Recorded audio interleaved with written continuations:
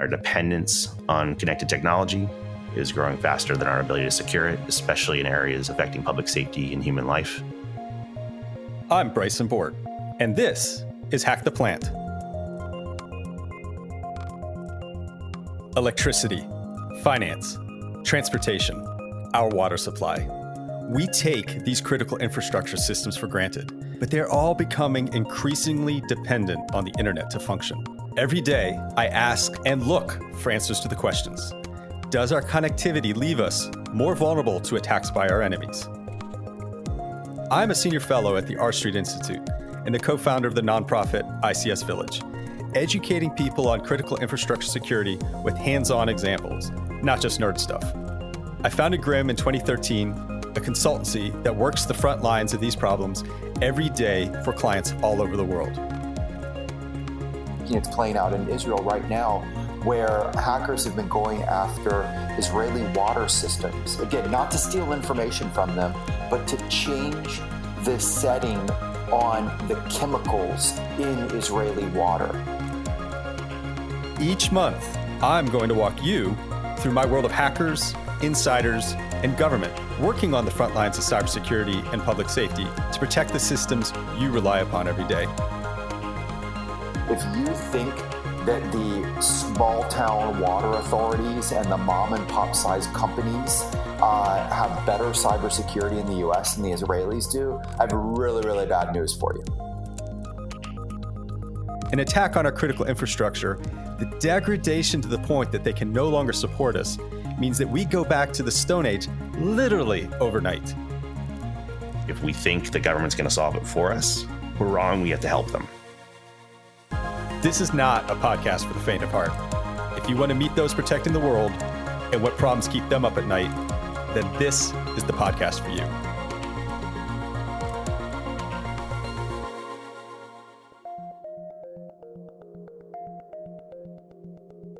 I'm Bryson Bort, and this is Hack the Plant. For today's episode, I'm joined by David Coher, leader of Southern California Edison's Energy Contract Management Team, which manages their long-term energy procurement contracts, approximately $4 billion annually. David is an attorney who moved from real estate litigation to Southern California Edison, where he established programs for cybersecurity, participation in California's greenhouse gas emissions cap and trade market, and Dodd-Frank compliance. We discussed how the power grid works and the changing landscape of keeping our energy grids safe from cyber attacks.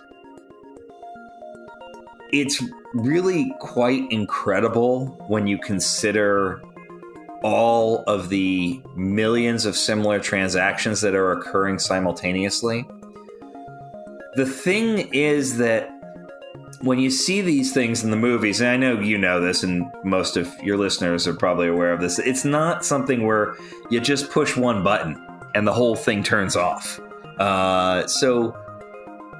It's not about guarding this one red button on one control panel on the proverbial Homer Simpson type screen, right? It's much more complicated than that, which I say partially to indicate of how tough the job is. But the flip side of that is also that that's a great opportunity, right? Because that means that there's plenty of redundancy and plenty of resiliency in the system. And that's the part that gives me greater hope. We also explored the challenges of establishing a regulatory compliance program. In particular, how to anticipate cybersecurity threats. It's not just an N-1, right? Normal with one thing going wrong, but thinking N-2, N-3, right? What happens if we have a series of wildfires and that limits which lines we can have operational? And we're in the middle of a global pandemic, so we're limited in our ability to interact physically. It used to be when you tried to get creative, right? Some of the scenarios you would dream up, people would roll their eyes. This could never happen. This could never be, right? Maybe one silver lining out of the COVID pandemic has been that people are more open to more creativity in this role playing because they have a greater appreciation of, some crazy things really can happen and they can come together and all happen at once. What is next for SCE? What are some potential opportunities and threats on the horizon for the safety of our electric grid? Join us to learn more. Disclaimer: the opinions expressed by David Coher are his own and do not necessarily represent the positions, strategies, or opinions of Southern California Edison, its parent company Edison International, or any of their affiliates. My name is David Coher, and I am an attorney by training and kind of accidentally cybersecurity attorney. I worked for Southern California Edison for about a decade in the cybersecurity space, initially in the law department, where I was supporting the implementation of the NERC regulations, NERC meaning the North American Electric Reliability Council.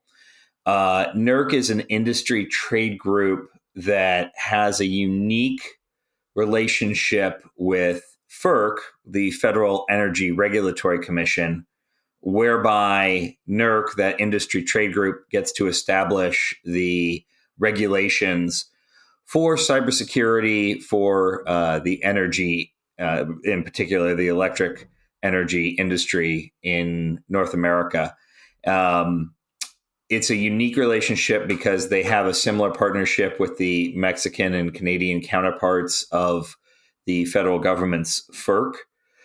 The reason for that's kind of an outgrowth of the Energy Policy Act of 2005. And what happened in the late aughts was that these, what were voluntary guidelines of this industry trade group, became regulatory requirements with the force of law.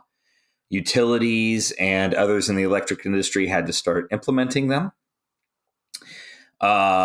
We began to do that. I initially was supporting the first few versions. In the regulations have version numbering similar to software, which is also something very unique in the regulatory world. But in any case, I supported the first few from the law department. Then in later versions, in the past few years here, it has become something where it requires a more robust compliance program. And I stood up the first cybersecurity compliance program at Southern California Edison. And from there, really helped to build out the controls across the company to consider all of the cybersecurity implications. Initially, it was about the regulatory requirements and what the letter of the law said, and then thinking, okay, well, here's the base minimum. What are we doing next? What else are we doing? Let's think about potential threats. How do we then guard against those? What do we need to be worried about? What is a little too Hollywood script for us to be worrying about? And where's that sweet spot in between? So it was a pretty interesting role with, thankfully a lot of great opportunities to really dig into the systems we had across the company. So I'll tell you a little bit about Southern California Edison. It's electric utility covering about a third of the landmass of California, but about half of the population. So it's serving a total of about somewhere under 15 million individuals. But in addition to that, operating the transmission, that portion of the transmission grid that's running through that third of the landmass of California, that is the service territory for Edison. So what that means, and one other thing, is the way that California's utilities are set up. We have, it's not fully integrated, meaning a traditional utility would own everything from the generation power plant, the wires, all the way to the meter on the back of the customer's house. Because of energy deregulation in the early part of this century in California, Edison owns very little in the way of generation facilities. There's still a few that we have, but at the end of the day, it's mostly owned by third parties, those generation facilities. And so it's a pretty good mix, taking a look at what the cybersecurity landscape is for a company like Edison, you have some generation facilities where you need to be thinking about it. You have many generation facilities that you're dependent upon that are operated by others, and so you've got to be working with them. You have the transmission grid that both you're utilizing and the entire Western United States is utilizing to some extent. And then you have the traditional customer relationships, the retail customer relationships, that customer information. So it's quite a wide open, there's a lot of room to play. I'll put it that way, in a lot of different areas. So to clarify, because the phases of electricity are generation, the production of electricity, transmission, the moving of that electricity down and breaking it into the different regions for different kinds of consumers, and it's measuring and monitoring that consumption part. So what exactly does Southern California Edison do on that latter part? Because it sounded like that's also a mixed ecosystem. Yeah, no, here in California, we have deregulation on the generation side of the wire or the power plant side of the wire. We do not have deregulation on the consumer side of the wire. So those who are familiar with Texas will know in Texas you have a system where you get to pick the company that you buy from. Here in California, it's assigned to you. It's either one of the investor-owned utilities, or IOUs, they're called. That's Edison's one of those. Or it's your local, in many other cases, it's your local city. Ironically, I live in the city of Pasadena, which has a municipal utility, so I don't get the discount as an employee. How did you accidentally get into cyber? You were lawyering along and suddenly, boom, cyber.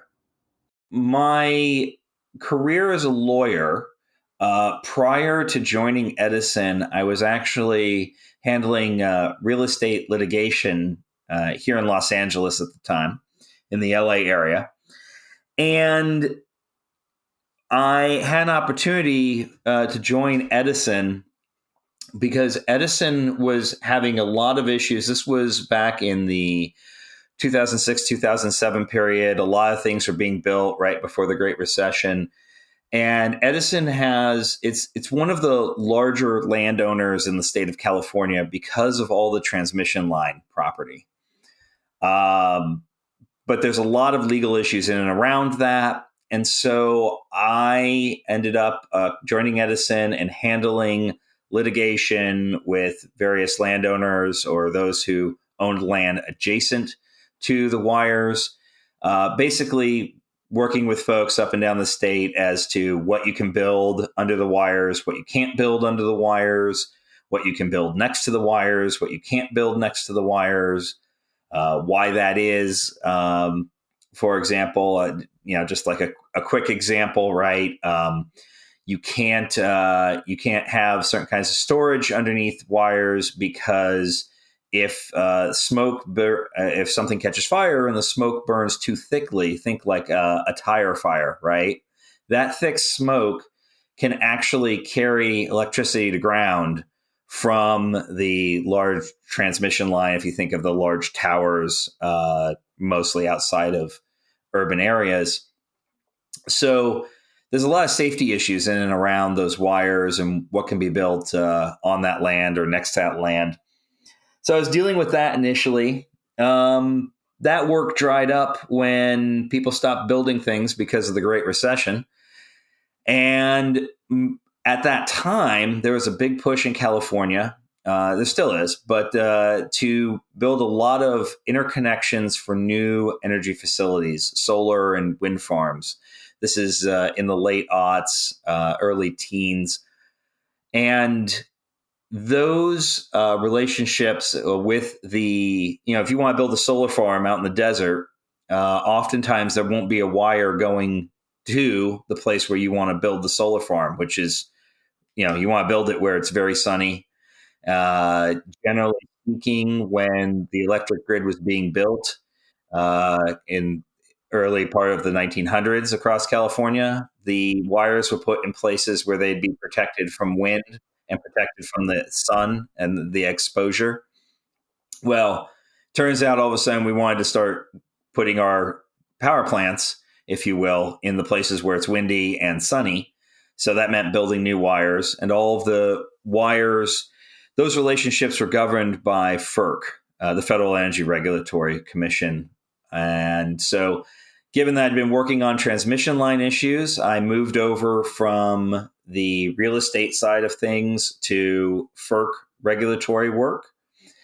And as I was talking about a little earlier, about that time, FERC also got the assignment to start adopting these cybersecurity regulations, right?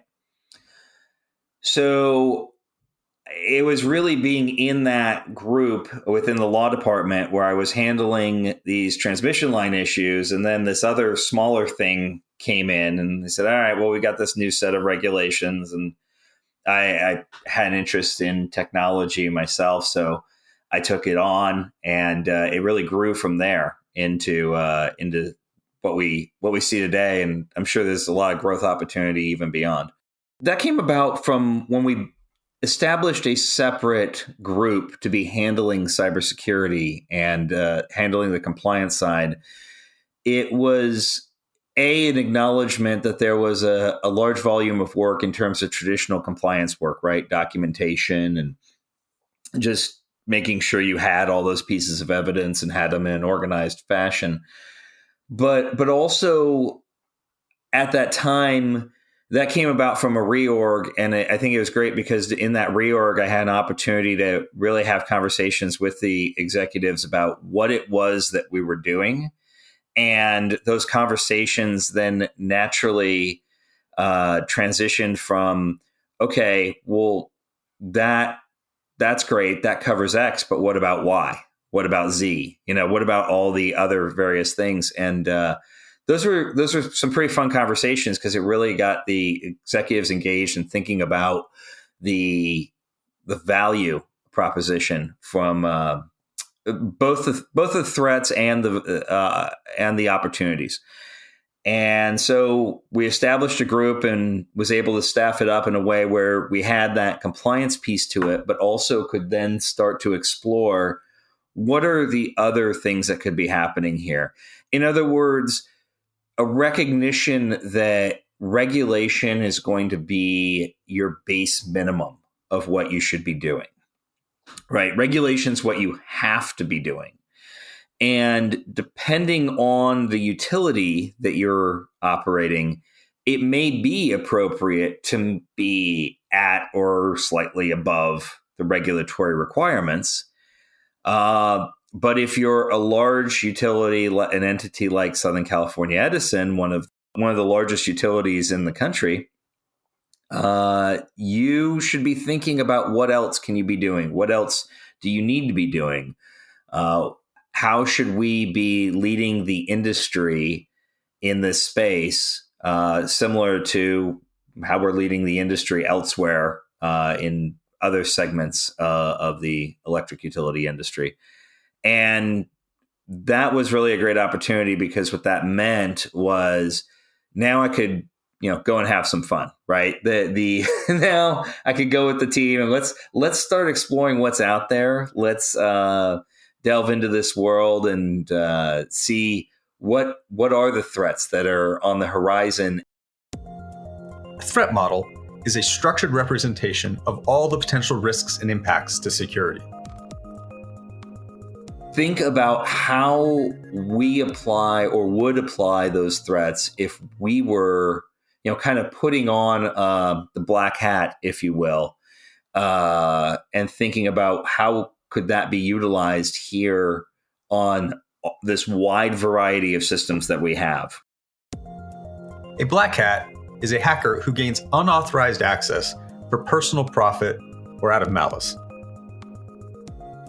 From everything from the industrial control systems in power plants for the generation facilities that we do own and operate, to your traditional concerns about data exfiltration and the like, and really everything in between. So it was a fun opportunity because there's a lot of room for creativity there. Well, it's especially nice when you get to play the bad guy. You get to take you put the hat on, play the role, and then you take the hat off, right? You don't have to deal with the consequences because you're not actually doing the damage, right? Yeah, so really on two levels. Initially, it was looking at specific types of attacks and thinking how those could be utilized against our systems. But then it became more sophisticated in thinking of how could these attacks be coordinated together by larger actors. And now the concerns are primarily in the nation state or similarly organized organizations. Obviously we have some threats from the, in terms of our customers and the tremendous volume of PII, personally identifiable information that we have as a company with millions of customers. But really, I think the greater concern, frankly, is the potential threat for our infrastructure role and what that means. And not necessarily, I don't want to limit it necessarily to just turning off the lights, so to speak. But then what is the plan beyond turning off the lights, right? How much further could that go, and what purpose would turning off the lights serve? Obviously, our role in that would be to not have the lights turned off, and so a key component of the plan fails. But it's not like that's the end goal alone for much of what we're thinking about. How do you play the bad guys? It's a fine line between testing your systems and, of course, not affecting the delivery of electricity to those customers. How do you do that? It's really more running a lot of tabletop exercises, going through the process and stepping through it and thinking, okay, if this happens, then what next? Tabletop exercises help organizations consider different risk scenarios and prepare for potential cyber threats by bringing together functional areas like incident response, public relations, field operations, etc. They walk through a scenario together to identify potential gaps in understanding or process, as well as to validate expectations. You're right. You want to shy away from anything that's going to create any operational risk in and of itself. But I think that there's plenty of room just in that space alone to be able to think through what are the possibilities here? What could happen? Okay, if X happens, then how would we react? What are our options to react? Right? I mean, a key part of that is just being aware of your options, of how you would react, so that if an incident does occur, you know what to do or not do. And sometimes those incidents have nothing to do with any particular third-party human trying to do something malicious. Sometimes it's the environment. And so I'm not drawing comparison to the environmental challenges that ERCOT faced in Texas that we covered in a previous episode. Absolutely. Yeah. But California does face its own unique environmental challenges. No, that's absolutely right.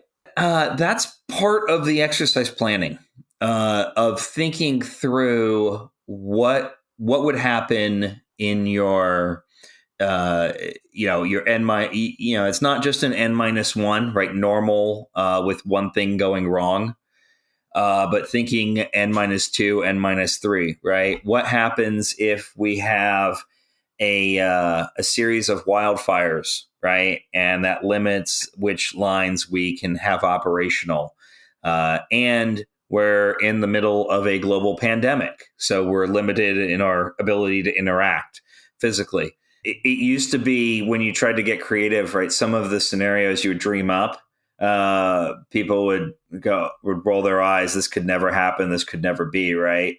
maybe one silver lining out of the COVID pandemic has been that people are more open to more creativity in this role playing because they have a greater appreciation of, some crazy things really can happen and they can come together and all happen at once. So what's next for Southern California Edison? Well, so I think in this space, I know Edison has a team in place. I've actually moved to a different role myself, but Edison has a pretty robust team in place. It's been growing, and both in terms of size and capabilities. The concerns, I think, are now much more prevalent. So when you look at industrial control systems, I think, are really having a moment in cybersecurity, both in terms of an awareness on the executive levels as to what the potentials are. Also, the policymakers have shown up at the party, which has both good and bad aspects, and we can talk a little about that if you'd like. But frankly, I think it's an area that's just going to continue to grow and mature as things become more and more integrated. That means that infrastructure becomes a much more critical part of the national security conversation. So it's not just necessarily about the business of keeping the generation flowing so that we can still collect and pay the bills. We've moved well beyond that as an industry, really. And I think the next steps are to figure out how to balance that role and responsibility that the utility industry holds in the national security conversation with the governance structure we have here in the United States of how we have this set up in terms of our regulation. And I think that that's also a conversation that's occurring across many other industries. And that's why ICS is having this, industrial control systems are having this moment in cybersecurity.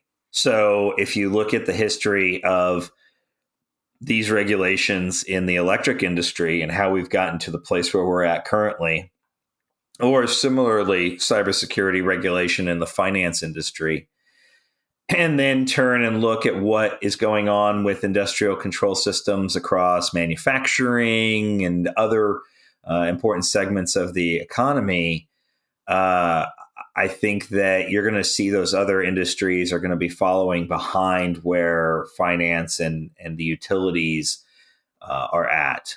I think we've seen some more troubling examples in terms of manufacturing and healthcare. For example, some of the recently reported attacks, it gets people concerned, rightfully so. So there needs to be a system to address those concerns.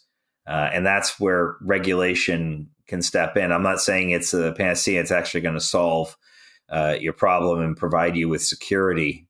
I think that regulation's role is more to draw attention and provide you with a base minimum.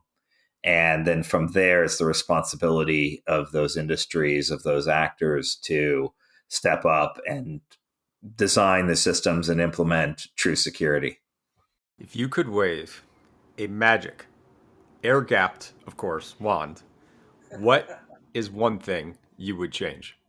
If I could wave my magic air-gapped wand and change one thing, I think I would change the perception that automation is an automatic cost savings.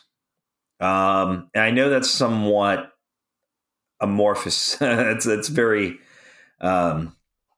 it's not very concrete, certainly. But what I mean by that is I think that in a lot of businesses, automation, taking what was separate and disconnected and putting it onto the air quotes cloud, so as to provide cost savings, to cut down on labor, to consolidate. All of these things are seen as, hey, this is great. This is great for the bottom line. And we get all these cost savings. What I think happens is the costs of security do not get factored in until after the fact. And then the execs are upset. Well, I was supposed to save 20% by doing this. Now I'm only saving 10%. But just in the same way that previously you had physical security needs, or you had costs in the physical realm, now you have those security and cost needs in the cyber realm, if you will. And so I think it's the overvaluing of automation and valuing of the cost of doing business in a new way. All right. You waved your magic wand. Now, looking into the crystal ball for a 5-year prediction, one good and one bad thing. Well, since you gave me a very precise time period to analyze for 5 years, I'll say on the good thing, I think that we're going to continue to see maturity and growth in this space, both in terms of on the regulatory side, right? I think we're going to be getting some new regulations. I don't think it'll be happening, quite frankly, until 2023 because of the political machinations. But nonetheless, we will be getting a new series of regulations, of legislation and regulations that expand into more industries for industrial control systems.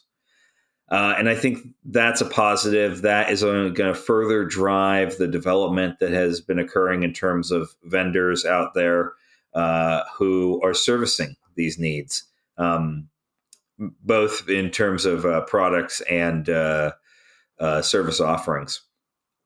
In terms of the one bad thing, I think 5 years is about the right timeline, frankly. I think that we're going to see there's going to be some incident. I don't necessarily want to say the feared cyber Pearl Harbor per se. I don't know what the standard is for meeting that level anymore. But there will be an incident similar in the way that the Target hack, for example, really opened a lot of people's eyes to the risk for their information being held by all these various companies. Not that the Target hack itself was the most sophisticated, not that it was the biggest even at the time, but maybe it was because of a popular brand. Maybe it was because of timing of when the news was announced, or any of a variety of factors that I may not even be considering. That happened to be what perked people's interest. There was a political scientist, James Q. Wilson, who talked about something called policy windows. And it's the idea of, how when you go to launch a rocket or the shuttles, right, they would have these launch windows, a specific period of time when everything was aligned perfectly so that you could execute the launch or can execute the launch within this set period of time. And then the weather changes on you and the window closes. I think it's similar idea here for the policy windows and for that large incident that we're going to be seeing that's going to push things forward. I'm not hoping for it. And I'm certainly hoping that it's a minimum of impact, but a maximum of awareness opportunity. And I don't know if it's necessarily which industry it's going to be in, but I do see something like that coming and driven by a nation state actor in support of other policy goals. That's the one bad thing I see in the crystal ball 5 years out. So grab bag, anything we didn't cover that you want to? maybe I will. I'll take the opportunity here to talk a little bit about the grid, and frankly, what an impressive machine this is. So the way the U.S. is set up, you basically have three, really North America. Excuse me, because it operates in the U.S., Mexico, and Canada, and you have three interconnections. They're called the Eastern Interconnection, the Western Interconnection, and then ERCOT, which I forget exactly what ERCOT stands for, but it covers most of Texas, although not all. So you got most of Texas covered by ERCOT. The Western Interconnection covers El Paso and a little bit into Texas there. It covers New Mexico, Colorado, Wyoming. I'm trying to go up in my head. And then I think most of Montana, Alberta, and British Columbia. And then Baja down south. It's this Western Interconnection. It's the world's largest machine. It's often referred to as, and if you think about what's taking place, you have a windmill on the Columbia River that is spinning and generating electricity, and moving energy through wires down to a substation, up to bulk electric transmission, BES as it's called, or the BES.